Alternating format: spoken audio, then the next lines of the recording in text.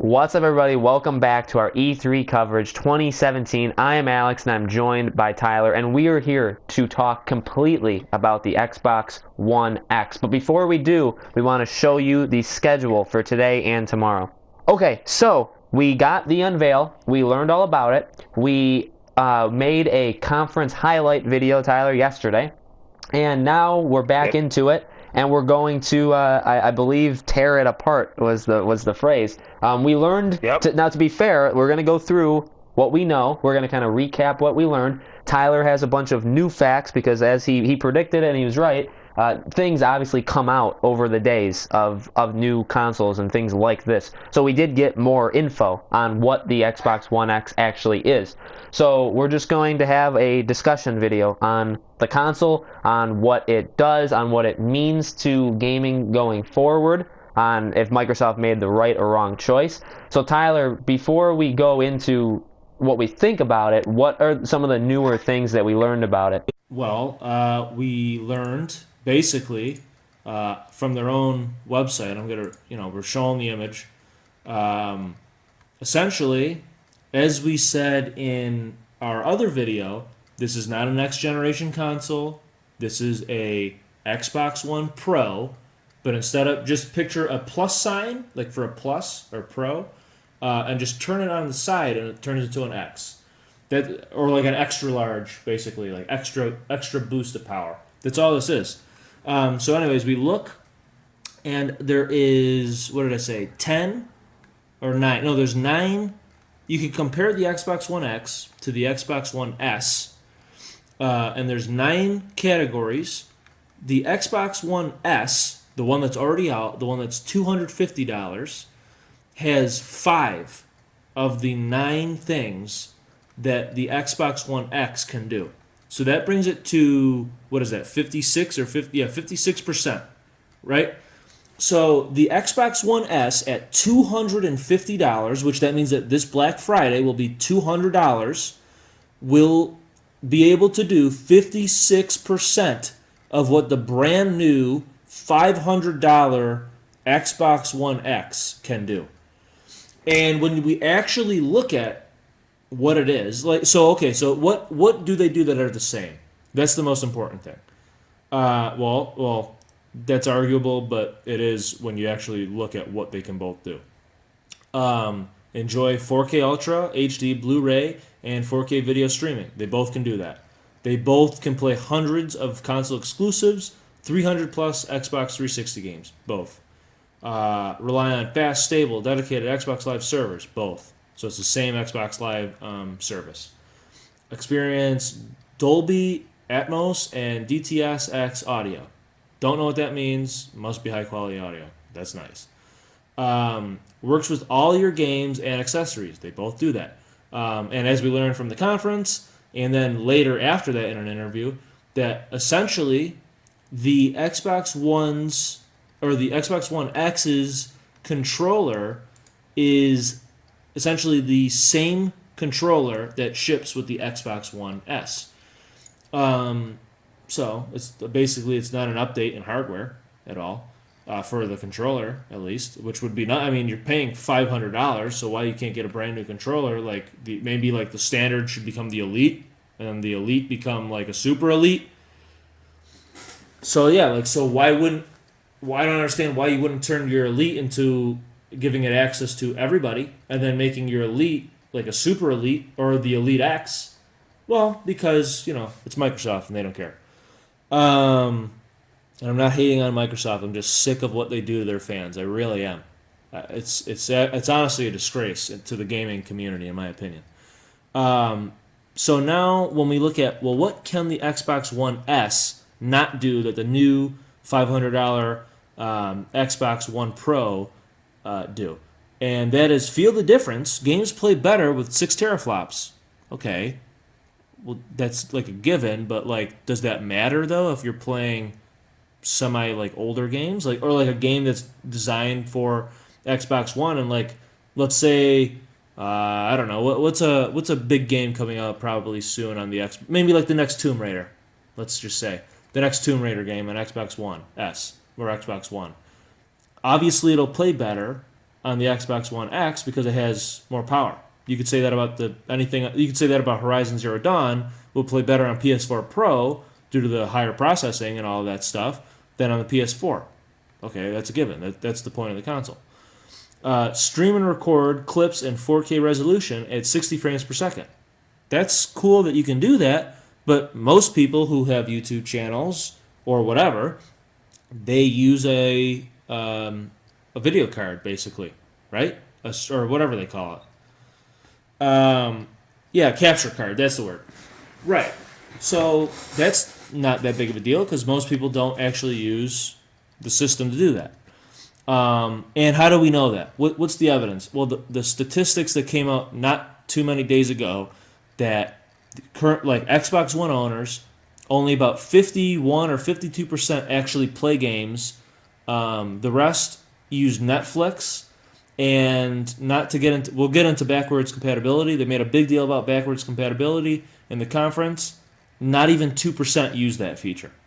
We're going to get back into that though. So anyways, that proves that people really won't stream and record clips because half your people don't even play games. And then see every frame with there's two more.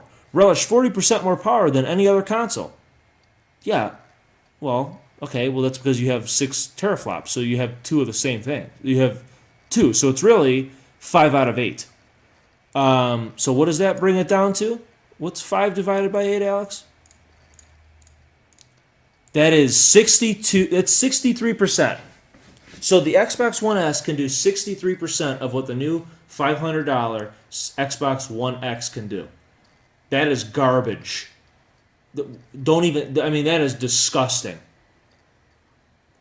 It's way too high. It should honestly it should be about 90% difference.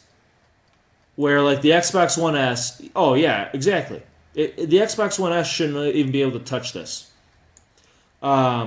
So that's a total joke in my opinion. And again, I'm not hating on Xbox. If they would have taken an extra 2 years, they actually could have did something good. But because they failed with the Xbox One, and they're like, well, we're gonna scrap it and we're gonna basically move on early, and then they come out with nothing. They come out with nothing. Not one exclusive for that console. Anything that comes out for Xbox One or Windows 10 will be on Xbox One, and it's only going to be enhanced on Xbox One X.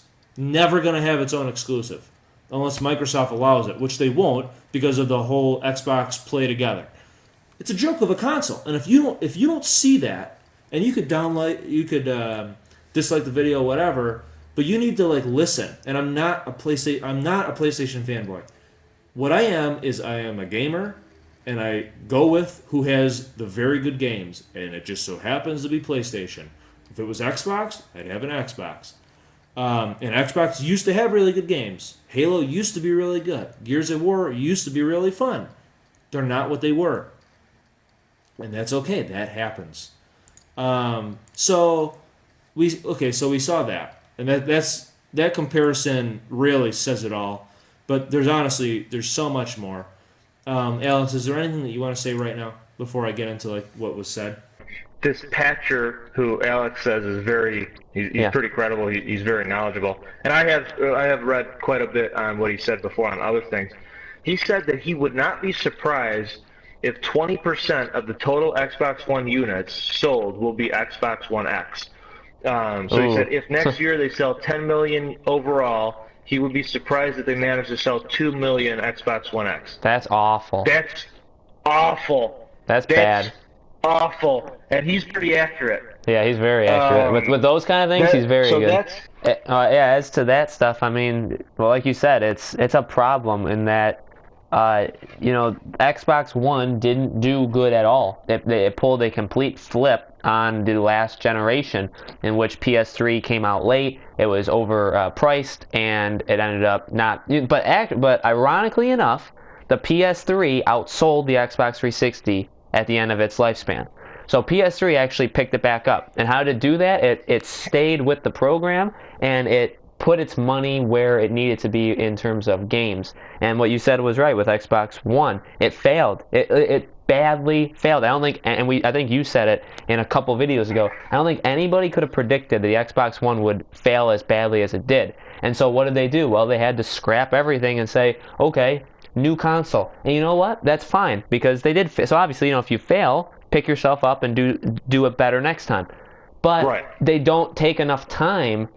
I'm sure the Xbox One X is good. There's nobody's saying like it's a joke of a console. It's a joke of a console because of the situation it's in. But if they would have taken, like you said just now, take another 2 years, make it PS5 and Xbox 2. Give the gamers a real choice of which one they want to go with. And they didn't do that. They cut the lifespan in half of what it should have been. We thought they were rushing Sony. Maybe Sony sees it completely different now, where they're like, well, we don't have to rush at all because this is our PS4 Pro. It's more powerful than the Pro, but not much, and it's not going to make a big difference because we still have more users on our platform. So I just think that if they could have waited another year, another 2 years, done it with Sony's console, it could have been the next generation of Xbox. That's what everybody thought. That's why it was supposed to be Xbox 2. That how Tyler was Xbox squared. It was supposed to be the next generation. Instead, it's their Xbox One Pro, like Tyler said in the last video. So I don't understand their mindset over there at Team Xbox. No. Phil Spencer's smart. They brought him in. He's helped turn things around, but they got some dumb people working there. Yep. And then just to say more of what they said after the conference, and that's really what this is all about. Just fully diving deep into the Xbox One X, which is a god awful name. And if you don't think it's a bad name, I'm sorry.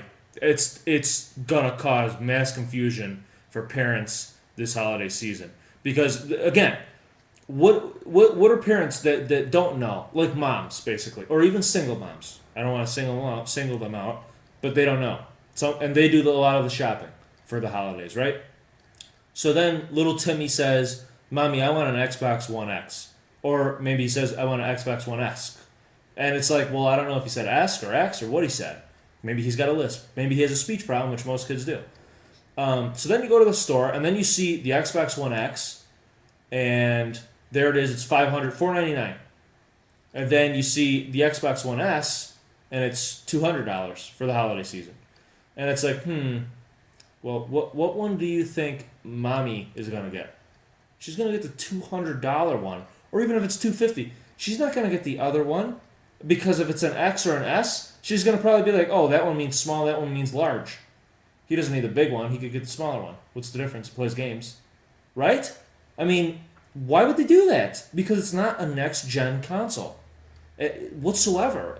But the name Xbox One X, that is just, it's unbelievable. They should have did what I said, where it's just Xbox, and you just have a little 2 that looks like a squared, so that way you know it's the continuation of the Xbox One. But now we find out, well, now it makes sense why they didn't do that. Because this is not the continuation. This is just a beefed-up Xbox One. That's it. Xbox One S. So maybe the next one will be, maybe when they make a slim model, it'll be the Xbox One SX. But I mean, who freaking knows with these people? But anyway, so the head of Microsoft's head marketer, Greenberg, said he's proud of the $499 price point. He's an idiot. He's a total idiot because that's what killed the Xbox One. If they want success, it should have been $450 max. I thought before they were going to announce it, when they said it's the smallest console ever, I said, man, they're really going to go for it. They're going to hit $400 like PS4 did when it first launched. And then when they did $500, I said, they just blew it. They're dead. Finished. Because that's what killed the Xbox One. Why would you get the Xbox One at the time for $500 when you could get the PS4 that came out not only a week or two earlier, but it was $100 less? I mean, why? Why would you get the $500 one? That was what really started the whole issue, and they're doing it again. And that shows me they have no idea what they're doing over there at Microsoft with this Xbox. They really don't. To me, it's for them, in my opinion, it's all about making money. They want to make that money back, and they think this is how they're going to do it. And I can assure you it's not, because there's no exclusives. There's no reason to buy this console. Not one. They gave you not one.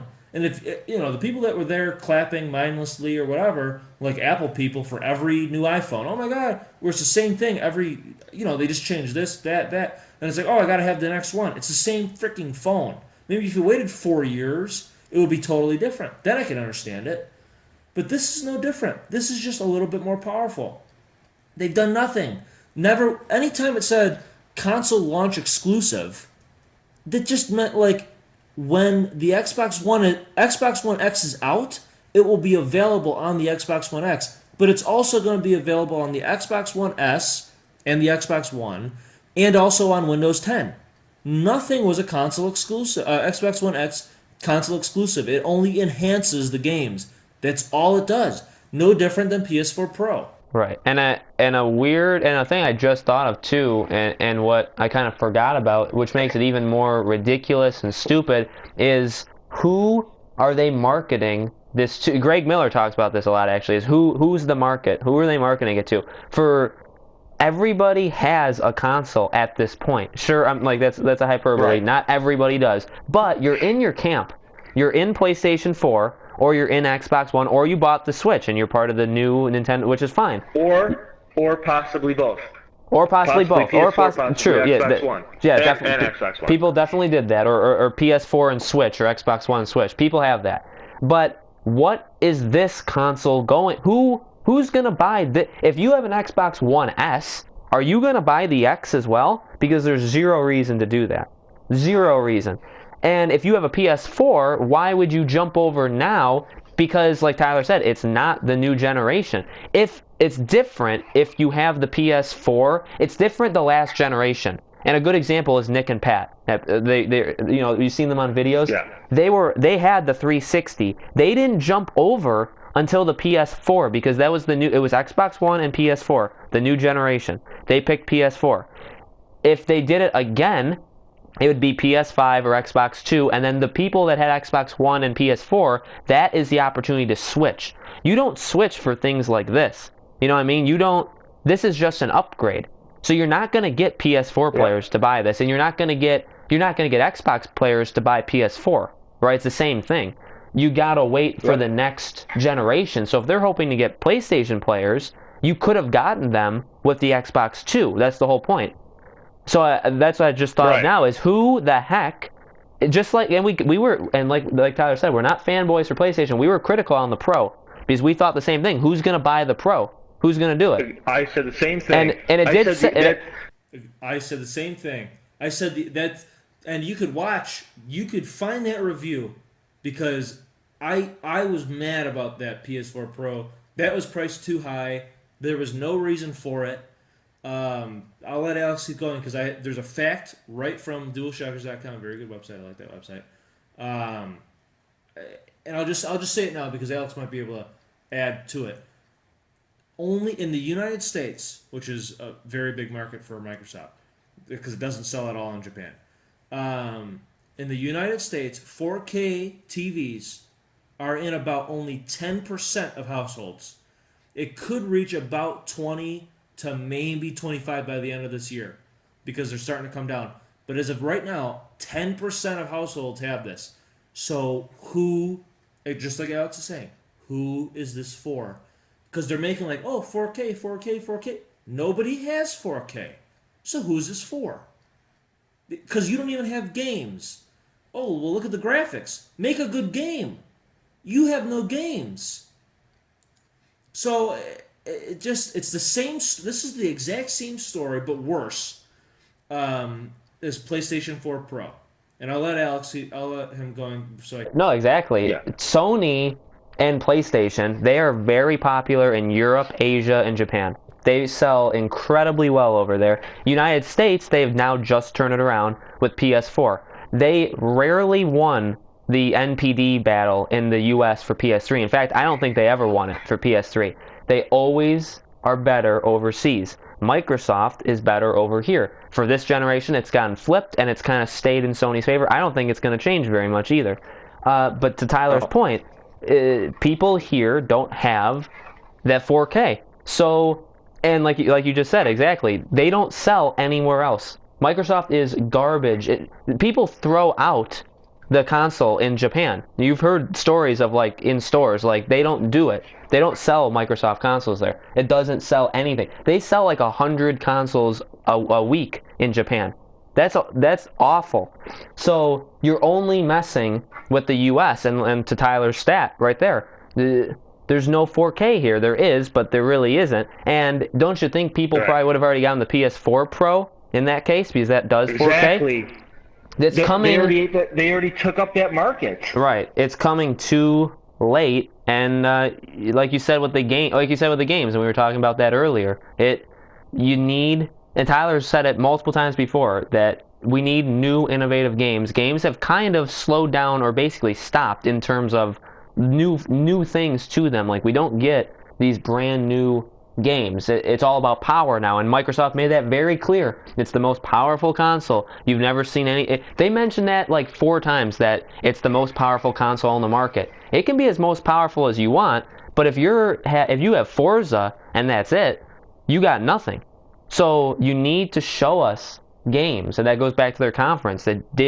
Where's the exclusives? It can't have an exclusive, like Tyler was telling me earlier. It can't have them because it's not the next gen, so it can't do that to the Xbox One, which is understandable, but I don't know why this didn't need to happen. The Slim is the Xbox One, or the Slim is the 1.5. Yes, this exactly. is the 1.75. This is exactly, that's what this is. This is like the 1.75. But the ironic part, Alex, is this made it so evident to me. There's no more Xbox consoles. This is it. They're done.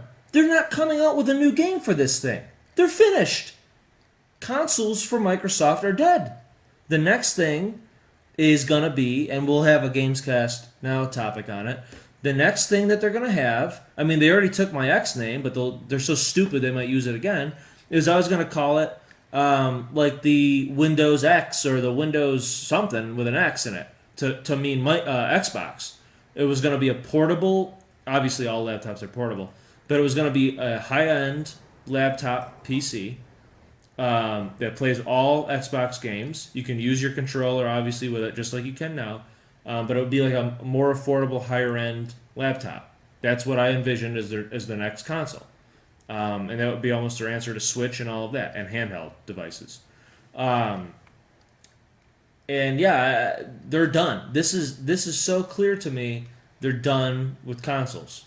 Can you imagine? I don't even understand how you don't make an exception and say, well, maybe we should let a couple of our devs only make games for this system and not have them available on the Xbox One, because that means that 3 years from now, when the PlayStation 5 is out, and like they stop making games, just like how we no longer make games for PS3, when the PS5 no longer makes games for, I'll go ahead, I'll say 3.5 years from now, when the PS5 is out for a while, because I think holiday 2019, and the PS5 is out for a little while, and they eventually stop making games on the PS4, and then we have amazing looking games on the PS5, and not just amazing looking, but amazing games on the PS5.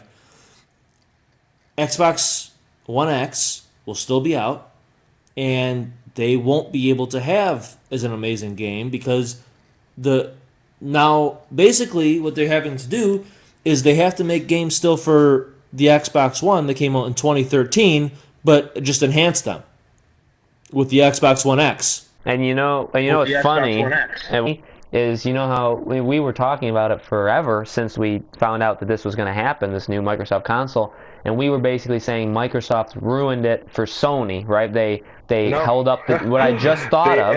I think they took themselves out of it, is what they did. So here's the envision.